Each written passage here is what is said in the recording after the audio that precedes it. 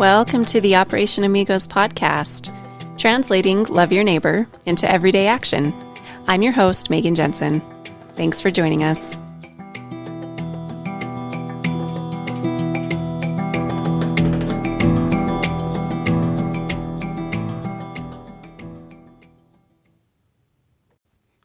Hi, amigos. Welcome to season 2 of the Operation Amigos podcast.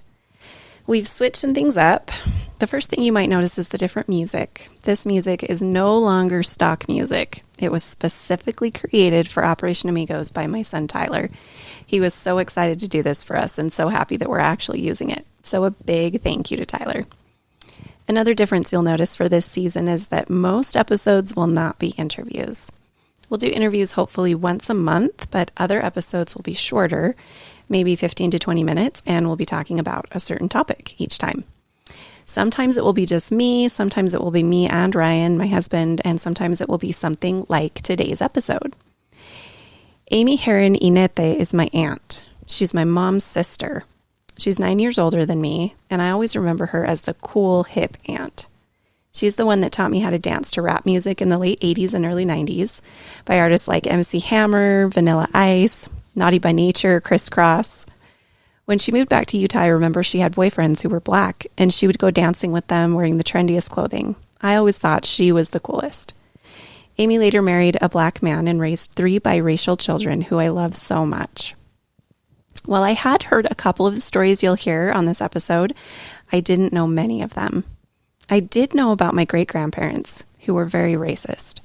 I knew my great-grandparents. My great-grandpa gave me my patriarchal blessing when I was 12 years old. I loved him and my great-grandma. What I remember most about her was how sweet and loving she was to me. But the two of them grew up in Mississippi, and they grew up with very wrong beliefs about black people. What I didn't know was the story Amy tells of my grandfather, who was raised by them, standing up for a black member of his congregation when faced with a racist and terrible situation. My grandpa died many years ago, but at the moment I read this story, I told him I was proud of him and thanked him for being that kind of man. Family history can be very uncomfortable, but I've embraced and accepted the fact that there was a lot of blatant racism in my past, and that there continues to be subtle racism in my present. This is what I've set out to discover within myself. My hope is to discover the things I myself unknowingly and unintentionally say or do to cause pain to people like my biracial cousins, and change those ideas and beliefs within myself, so that maybe I can help others change them within themselves as well. It all starts with me. So, my Aunt Amy was asked to give a presentation to her work colleagues, and when I read it for the first time, I knew I had to share it in some way.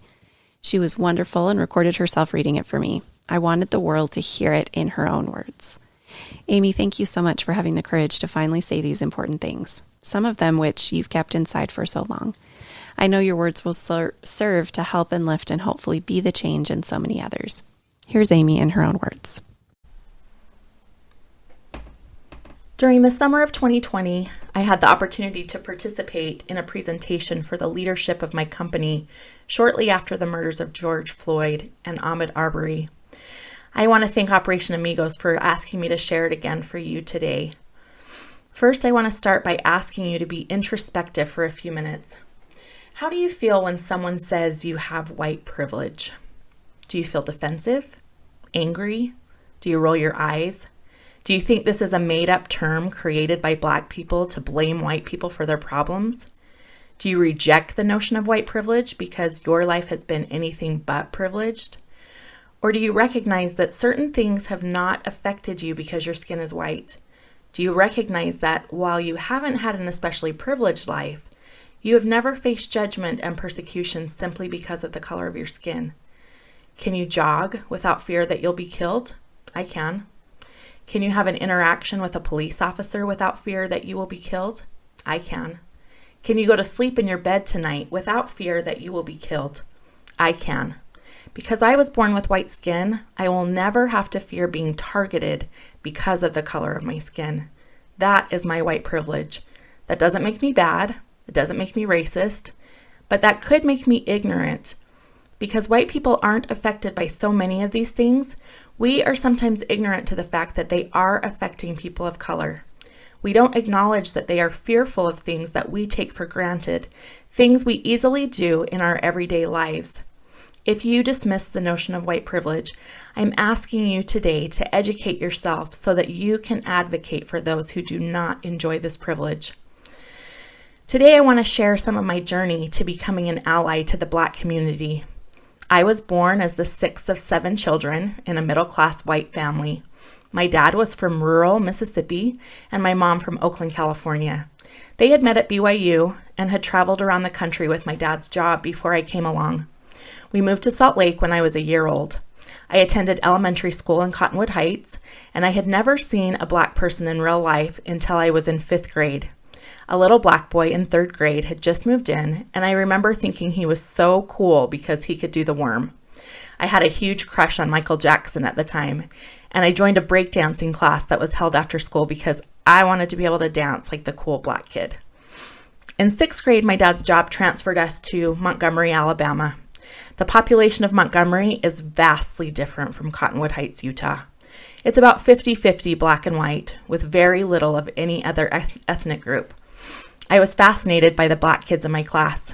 Nguyen Brady sat at my table, and he was a tall, funny kid with smooth chestnut skin. He challenged me to an arm wrestle shortly after I joined the class. I had never touched a Black person before, and I expected his skin to feel different somehow, but it didn't. That was surprising to 11-year-old me, because while visiting my grandparents in Mississippi, I had heard my grandpa talk about Black people like they were dangerous animals. My grandpa was kind and loving to me, but he was always angry and mean when talking about Black people, using the N-word often. My parents never said anything negative about Black people. In fact, my mom once got into an argument with my grandpa because she didn't like the things he was saying. But I loved and trusted my grandpa. He must have a good reason for saying those things, right?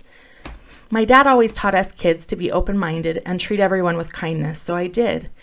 We had exchange students from Guatemala who we loved like our own siblings. My oldest sister had married a guy from Mexico, and my oldest brother had married a girl from Japan. But moving to Alabama was the first time I had the opportunity to interact with Black people, so I was curious and cautious, but open-minded like my parents had taught me to be. By junior high, we had moved to a suburb of Montgomery called Prattville, and a new school system. The Black kids and white kids at my school didn't really hang out together. Some of the white kids used the N-word when referring to the Black kids. Most of the white kids, including me, lived on one side of the railroad tracks, and most of the Black kids lived on the other side. I observed poverty in their neighborhoods, tiny, tattered homes in need of paint and repairs, housing projects with lots of kids running around, and no flowers and green lawns like in my own neighborhood. Tangi, a Black girl in 7th grade, lived in one of these homes. She was in my band class and we played the flute together. We became friends, and I confided in her when our band teacher started groping my thigh under the table during class each day. I was shy and afraid to tell on him, so she always protected me, making sure she sat between us so he wouldn't bother me. I loved her for that. Junior high was also when I started to really recognize that my Black friends were treated differently than my white friends and I were. In 1986, my family belonged to a country club in Prattville, and my dad reserved the pool for one of our church youth activities. Greg, a Black boy from school, participated in our church activities because his grandmother was a member of our church. All of us were excited to go swimming that evening, but when we showed up at the country club, an employee told my dad that Greg was not allowed to swim with us because he was Black. You see, the country club had official rules that prohibited Black people from joining the club or from using any of its facilities, something my parents weren't aware of when joining the club. Greg looked embarrassed and ashamed. He just stood there frozen, staring at the ground. I felt so bad for him. My dad looked angry and put his arm around Greg's shoulders. He told the employee that if Greg couldn't swim, none of us would be swimming, and he would be canceling his membership. True to his word, my dad canceled his membership that day and never set foot on their property again. I was proud of my dad for standing up for Greg, especially because he was raised by racist parents. In high school, I noticed more of these inequalities and injustices, and I started to challenge the accepted norms in my community. School dances weren't officially segregated, but white kids did not attend the Black dances with the Black kids. I hated that and thought it was stupid. I loved hip-hop music, which is usually what they played, and I loved to dance, so I convinced my friend to go with me. We were like two lone marshmallows in a sea of hot chocolate. We got a lot of crazy looks, but I soon found some school friends and had a great time. They were so accepting, but completely stunned that a white girl would dare to break the unspoken social rules. It bugged me that rules like that even existed, so I kept challenging them. I completely immersed myself in the Black community. They became my people. I loved their culture, and I thought they were beautiful. Their world was completely different from my own, even though we lived only a few miles apart. Marcel was on the football team, and I had a huge crush on him. We flirted often, and Marcel told me he wanted to date me, but that was a huge no-no in Alabama. White people and Black people did not date, ever. We talked privately, and Marcel told me he was scared to date me. Black men and boys in Alabama had been lynched for dating white girls, and Marcel had valid fears. The KKK had a known presence in our area. I talked to my parents about it, and while they supported my feelings for Marcel, they were concerned that it would be dangerous for us to date. We decided to date secretly, but rumors started flying around school, and eventually we broke things off because of the pressure. My reputation was ruined from that time forward. I was ostracized by most of the white kids at school and called an N-word lover. I didn't care, though. Kim was one of my best friends. She was raised by a single mother and lived with extended family. I had never seen such poverty. Seeing how Kim's family lived opened my eyes to the difficulties and injustices many minorities experience, something that was completely foreign to me in my own sheltered life.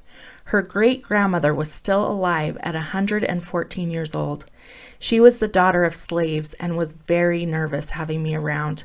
She had never had any good interactions with white people in her entire life, and it was difficult for her to trust me. She eventually welcomed me into her home, but she could never look me straight in the eye.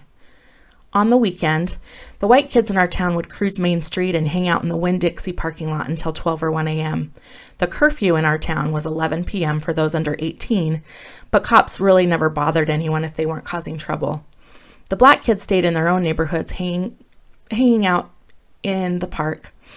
And because these were my friends, I was hanging out at the park with them one night around 11:30 when police officers raided the park. They yelled for everyone to go home and grabbed me and another friend. No one asked questions. They just fled as fast as they could. We were handcuffed, frisked, and arrested for violating curfew and being in the wrong part of town.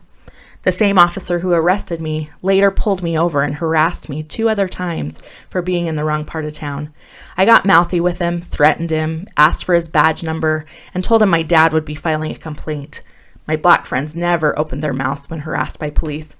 They were submissive and did exactly what they were told.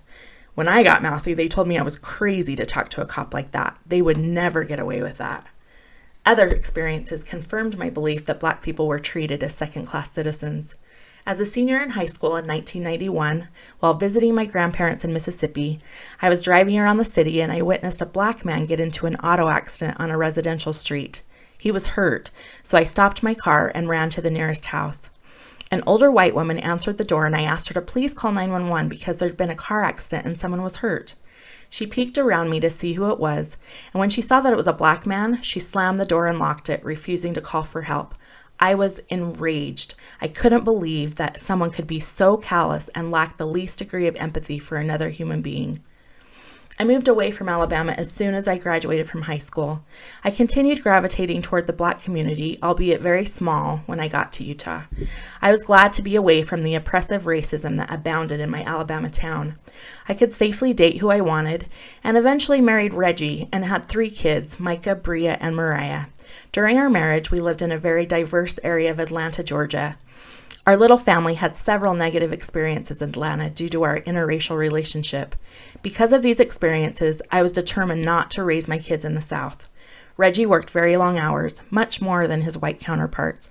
I pressured him often to come home for dinner like normal husbands do, but he rarely would. He would explain to me that he had to work twice as hard as anyone else because he was Black and had to prove himself. He had to prove that he deserved the job, that he wasn't hired because of affirmative action, and he couldn't give them any reason to fire him. I used to scoff at that, thinking he was just playing the victim and making excuses for being a workaholic. But as a Black kid growing up in Atlanta, he had learned that this is what he must do to be successful. My grandpa passed away before I married and had kids, which everyone agreed was for the best. My grandma was not supportive of my marriage to Reggie, telling my dad that my grandpa would roll over in his grave if he could see me now.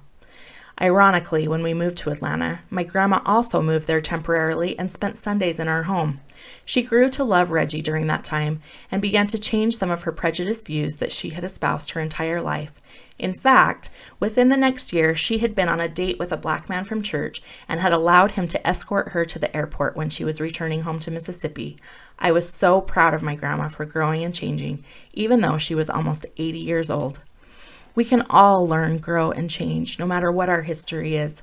While I've been an ally to the Black community for many years, I'm ashamed to say that I have been silent or quiet far too often in order to spare the feelings of others and to avoid conflict.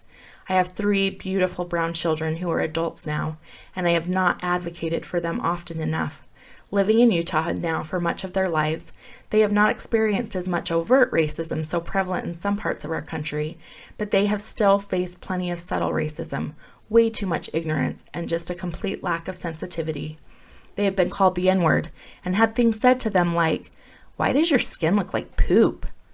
You can't play with us because your skin is brown.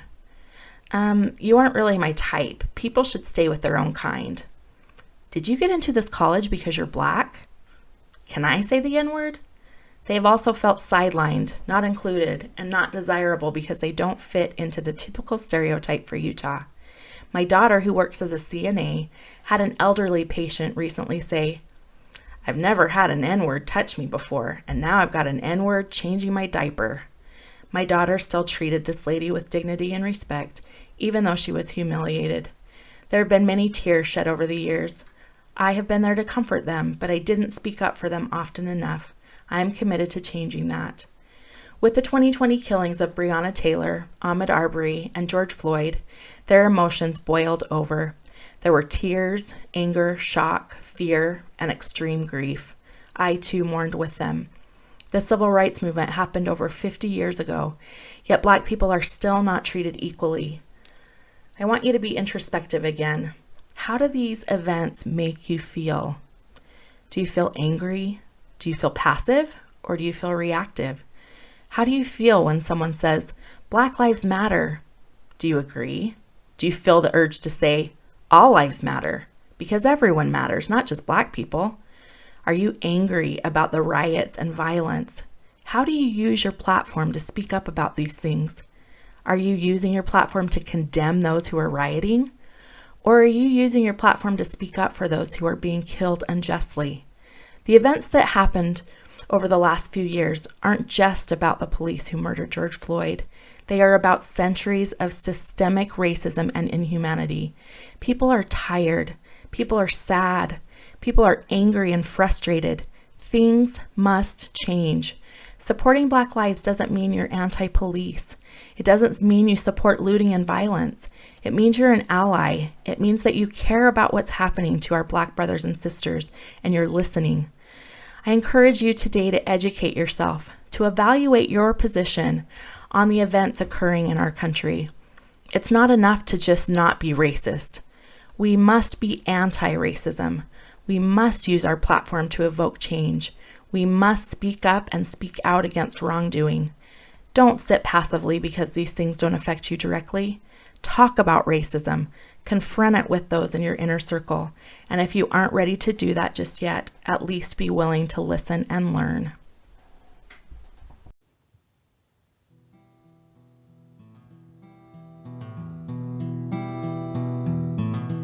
Thanks for joining us today. Follow Operation Amigos on Instagram, Facebook, Twitter, and TikTok, or on our website, operationamigos.com. See you next time.